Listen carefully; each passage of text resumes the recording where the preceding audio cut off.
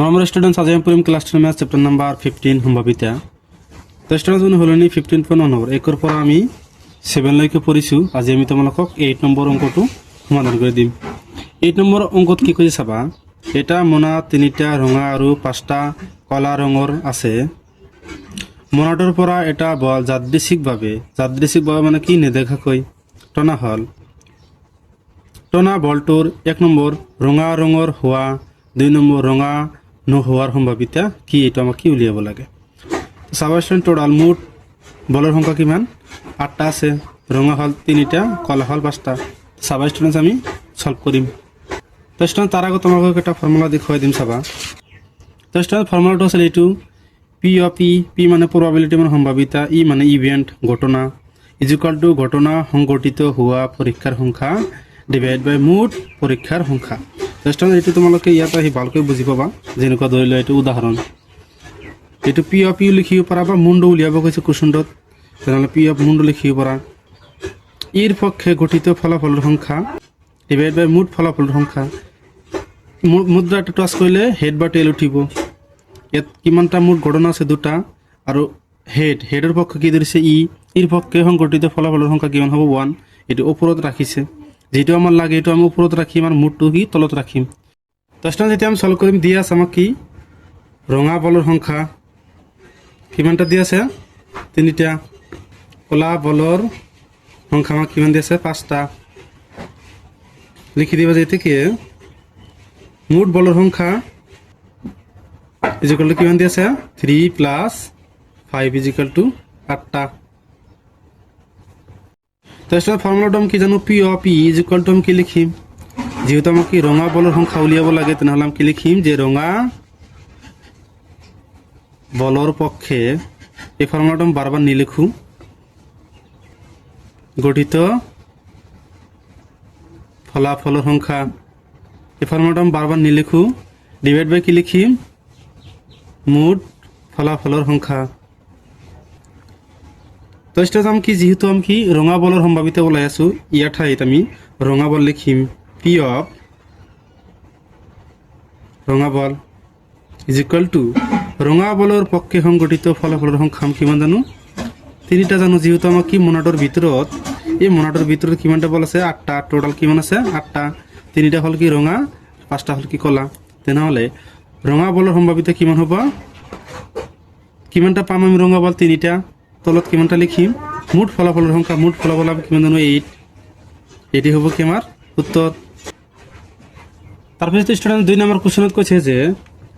ৰঙা নোহোৱাৰ সম্ভাৱিতা ৰঙা নোহোৱাৰ মানে কি কলা হ'ব একই কথা তেনে আমি 2 নম্বৰ লিখিম এটা আছিল কি 1 নম্বৰ এতিয়া আমি কি 2 নম্বৰটো লিখিম যে ৰঙা নোহোৱাৰ সম্ভাৱিতা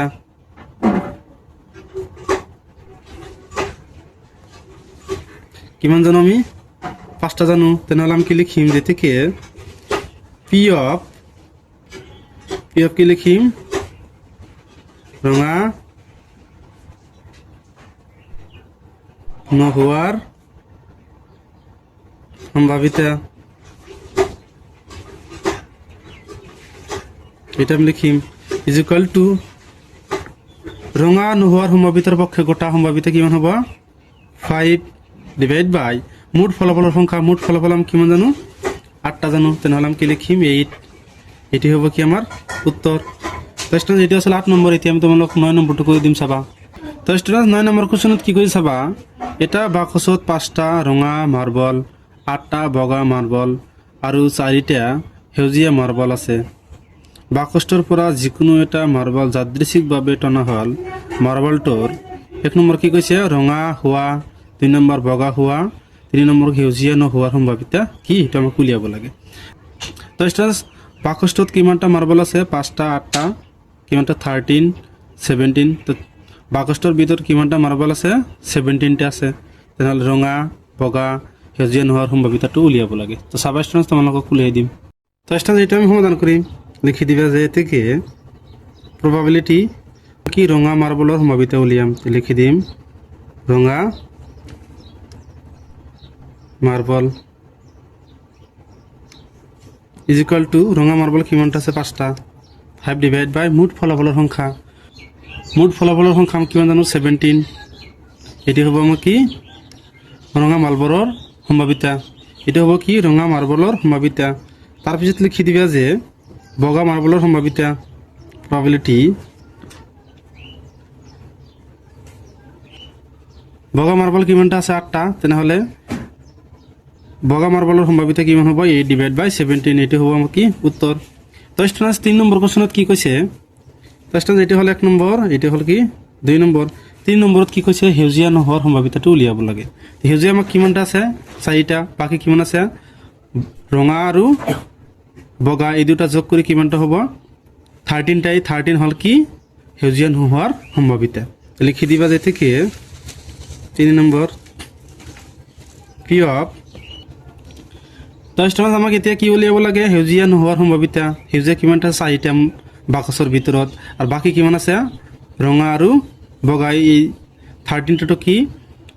হেউজিয়া মাৰ্বল নহয় তেনেহ'লে ইয়াৰ আমাৰ সম্ভাৱিতা উলিয়াব লাগে তেনেহ'লে আমি কি কৰিম এই দুটা আমি যোগ কৰি দিম 5 প্লাস 8 ডিভাইড বাই মুঠ ফলাফলৰ সংখ্যা আমি কিমান জানো 17টা এই দুটা যোগ কৰিলে কিমান হ'ব 13 ডিভাইড বাই 17 13টো কি হয় আহিছে তো স্টুডেন্টস আমাৰ 13টা বল কি হেউজিয়া নহয় ৰঙা হয় আৰু বগা হয় তেনেহ'লে এই দুটাৰ সম্ভাৱিতা একেলগে উলিয়াব লাগে তেনেহ'লে আমি কি এই দুটা যোগ কৰি মুঠ ফলাফলৰ সংখ্যা লিখি দিম এটি হ'ব কি আমাৰ উত্তৰ তো স্টুডেন্টস ইয়ালৈকে কৰিবলগীয়া আছে স্টুডেন্টস ভিডিওটো যদি ভাল লাগে চেনেলটো সাবস্ক্ৰাইব কৰি দিবা থ্যাংক ইউ স্টুডেন্টস